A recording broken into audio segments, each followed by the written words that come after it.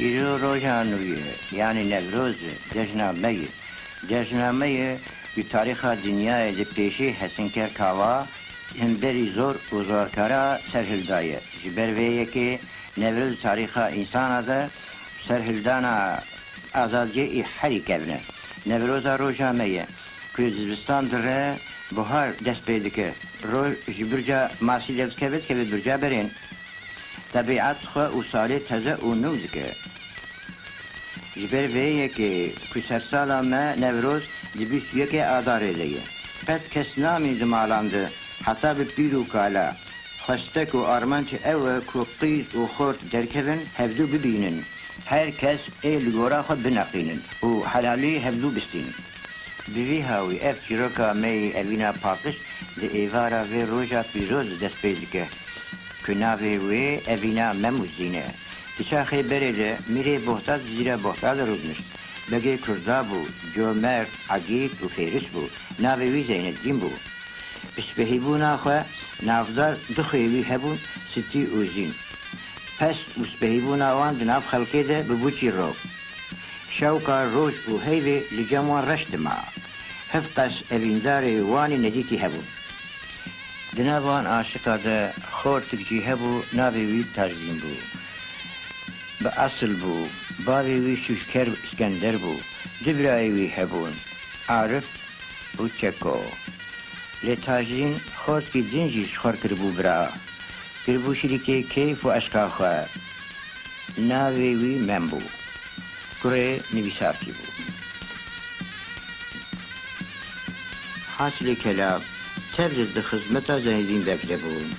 بیرک کحش تاجین و ممدکه جوان رگود و سیتی و زینه بتک خورتا بین گشنا نوروزه جبو که کس وارناس نکه تاجدین و ممجی کتن شکل کچکا هر دو خورد نوروزه دیگریان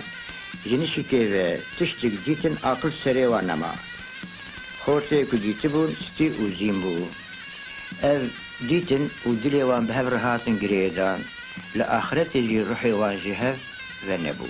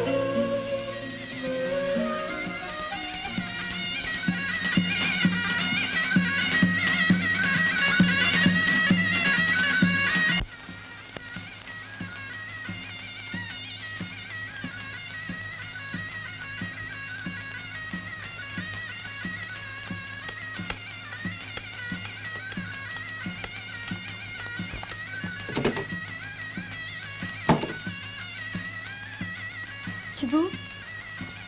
او چه حلوه؟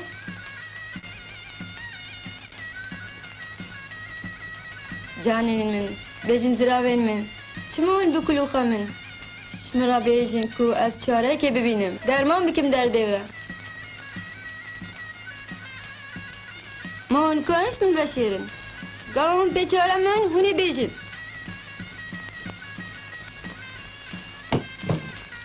تلبرد چی تکی؟ میر نبیسیم